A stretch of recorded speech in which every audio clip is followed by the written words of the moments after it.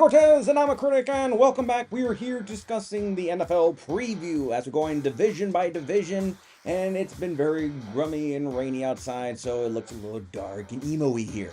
But we did the NFC South to start us off because I think every division should start this new recap channel on a new segment, so we're going to go to the AFC South.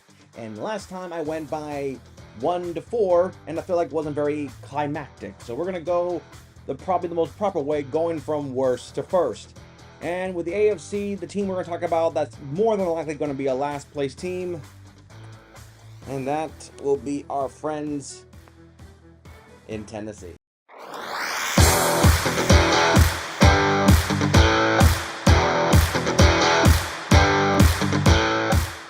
The Tennessee Titans, a team that I believe that even in their highest point, 7 wins.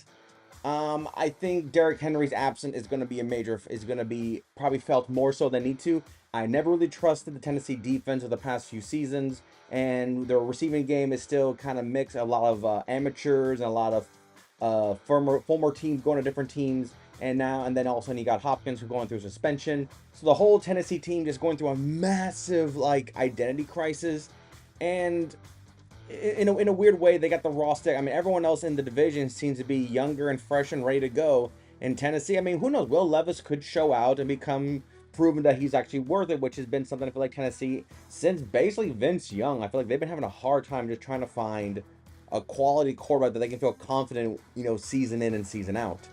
Now, if for some reason 7 wins just seems too far, I do see this team being at least a 5-win team. There's still some winnable games in their schedule that could determine whether I see them going into, the future. But like I said, they could easily be 6 losses in their own division before they even do something. The 4 games that I feel like, not the 4 games, week 4 of the 3 major games I think we need to focus on is week 4 at Miami. Yes, last year Tennessee made a great comeback and a 1-point win where some can say it was the support of Tennessee's resilience versus Miami's failures to complete a game, whatever. But I think the first 4 weeks of the season have always been my preseason for the NFL. That's why I never looked at the first 4 games and be like, curses. That's why I kind of feel bad that some of the big games are taking place in the first 4 weeks. Kansas City. So it just feels like, wow, so the team that doesn't even know who they are yet is going to be beaten when they basically already have a flaw. So week 4 at Miami could be the game. I think we need to look into Tennessee and thinking that if they can still beat Miami, because I feel like Miami in the past few seasons have always come into a hot streak to start the season. It's towards the end of the season that somehow they seem to falter. So this could be an opportunity to see if Miami is going to have that same type of momentum moving forward in the beginning of the season, or is Tennessee going to take advantage of a weakened duck? And then, of course, week 7 at Buffalo, and then, of course, week 15 at Cincinnati, which could be either them playing for spoilers or them somehow finding resilient to make themselves into the playoff picture, but it could be probably the first where they're probably there to play spoiler for playoff positioning. Your offense and defensive MVP, Will Levis is the only offensive weapon that I can confidently say he's the MVP candidacy for the offense.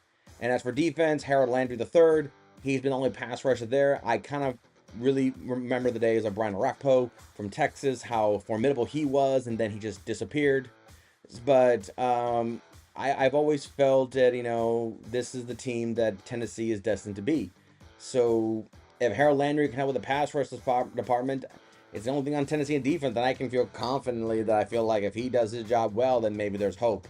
But that, to me, this is what your offense to defense MVP. My verdict for the Tennessee Titans is going to the draft, top 15 pick. Sorry. You're in a tough division. You're in a tough conference. And right now, you don't seem that formidable against your own foes. So for right now, Tennessee, top 15 pick might be in your future. Sorry. So that is number 4. The third place team that I feel like could make some noise and take things is a team that we never really get a chance to see what they really were. So going in at third place, to me, is going to be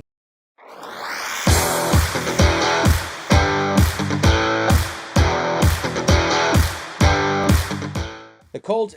To me, it's all about Anderson. It's all about, AR-15. I like AR-15 better. AR-5.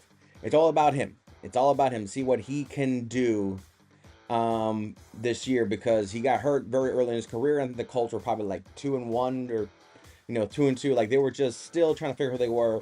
And now we get to see what they really are. I think the Colts defense is going to be the surprise hero for the team. And the big thing to me is hoping that Richardson can stay healthy. And I'm just hoping he's not going to be utilized, more for his athleticism and try to hopefully gets development to a passer. Use Thomas. I mean, use not Thomas. Use Taylor. Use him rightly. But even with all that, 8 and 9 seems to be, above 500, below 500, just there. I mean, you have week 1 versus Houston. That could be a big statement game, especially if you guys beat the Houston Texans. That's heavily favored to not only just win the division, but basically be probably fighting in the AFC Championship game this upcoming season. So that's gonna be a good test. But like I said, first 4 weeks of the season have always been more of a preseason for us. And I think a lot of us fans and all of us, experts, whether we're professionally paid and those are we're doing for because we love the game of sports, football. I believe the first 4 weeks is nothing to get overzealous about. I think it's just there to make clicks. Let's just be real. Let's overreact. I mean, whoever wins some of these big games in the first 4 weeks, they're gonna get all the attention, and then by week 15, we're gonna find out that week 4, that week 3 matchup really didn't deter to the way we were narratively trying to explain in our own segment. Offensive and defensive MVP, Richardson and Franklin. I think Franklin has been a consistent leader on the defensive side. He has been everywhere. He is what I like to call the perfect linebacker. He is everywhere all the time. Even if he's not getting the tackle, he's always there in piles, always there pushing it, always there. Even if he's not in it, he's always in that frame. When you watch the game, he's seen in the frame. Number 44 is always running around. So to me, I feel like that is going to be your defensive MVP. It's going to be Franklin. Richardson, because Taylor's there, but I really want to see Richardson finally show what he can really do. Verdict, with them being 8 and 9 or 7 and 10, I just feel like you guys would be like 1 or 2 games just out of it, maybe 3 games out of it. So you might make, the 18th pick, the 20th pick. You might just miss the playoffs barely. And you'll still get, mid-tier first round picks. So top 20 might be in your future, but I'm probably leaning towards to like 19th. You guys are 15th overall this year. You might be 19th this year or 20th this year. I mean, you might just that close. So that's me being optimistic, but that's how I'm feeling about the Colts for this upcoming season. So that's the Colts. Next team we're going to be talking about, a team that I feel like, well, they got paid, their quarterback got paid, so we're hoping that it proves us something. And sorry, I mean, I'm a big fan of you guys, but in second place for the AFC South,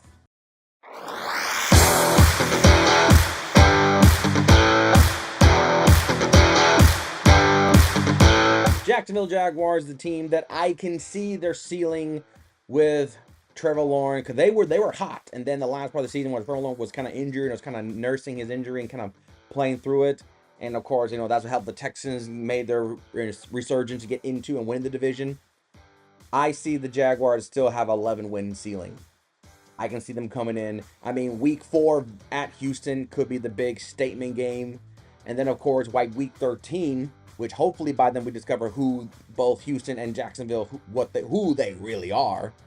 That will be the matchup, and that game will be in Jacksonville. So if Jacksonville is like an 8-3 or 9-win or whatever, type of a 9-win by that time, the Texans are probably like 10-win or 9-win themselves. Tiebreakers, conference play, that helps. So the first 4 weeks might give us a taste of what they are or what they could be. But then by week 13, of course, and then of course week 8 in the middle of the season versus Green Bay, it's a non-conference game, but it's best to see like, okay, Jordan Love had his first season, he got paid. Trevor Lawrence, you were the first overall pick, and you got paid. You both got paid. So which one is going to, prove to the franchise and to their fan base that whoever got paid proved it more? That's a narrative you can spin, but really in the day, it means really nothing. But if for some reason Jacksonville just for whatever reason just gets overwhelmed by the ever threatening of the AFC in general, 7 wins, they could be games where they're not strong enough and they just get beaten by a play or two on certain drives. Sometimes a trick play there could be a game where they could probably have probably 6 losses by less than 5 points. There could be a lot of 24, 21 kind of game, 2024, 17-14 type game in this future. 31, 31, 34. It could be a lot of, less than 5 point margin losses because, whoever had the ball last wins kind of thing. That could be Jacksonville's future. I never view Jacksonville as a team that will put up 40 points and then pummel you to death. I always feel a team that will just, they'll box match you and then they'll get the nice clean hit to just solidify the game. So to me, Jacksonville, yeah. And for your offense defense MVP, well, one of them just got paid. So of course Lawrence is going to be your offense MVP candidate. And Oloku, this linebacker, who I have been a fan of him for his career, every time I talk about the recaps of every team's season, I always see his name on top of the list for most tackles or most yards for a lot. Like he may not have the interceptions and the sacks, but this is the guy that brings his lunch to work and he does the job well. Statistically, he is a tackling machine. Yes, of course, Josh Allen seems to be the most obvious, and I can see that. Walker, I'm hoping he develops into the first overall pick you guys want him to be. But I'm going to go with the man who comes in and does his job well and doesn't get all the glory. Of course, Josh Allen's going to get all the attention, rightfully so. But I'm telling you right now, my defensive MVP is the guy who does the job well and doesn't need the flash or the spotlight on him, and he still does it well. So I'm giving it to him as my defensive MVP candidate. Verdict for the Jaguars. I can see him going to the playoffs. Could I see him win the division? Possibly. I can probably see him winning the division. It's going to be tough. No one's going to say it is not going to be. It's going to be tough with Houston there. The best question I can say is, what is Jacksonville going to do differently to compete, not just against the Colts and the Texans, but in the AFC? What can they do to compete? That'll be the big thing. I need to see something that I need to see an identity of Jacksonville, and that's something that I feel like, what is it? Is it, late second heroics? Is it aerial assault? Is it teams we win the turnover battle? What is the Jacksonville's identity? I need to find, especially on the offensive side. Defensively, I feel like they're pretty good. So, with Jacksonville getting into the playoffs, barely, let's talk about the team that's going to win the division. And I know some people will be criticizing me because, well, for more than one reason, but they'll be criticizing because they said, well, you're going based on paper for the NFC South. Why you're going on paper for the AFC? I'm like, well,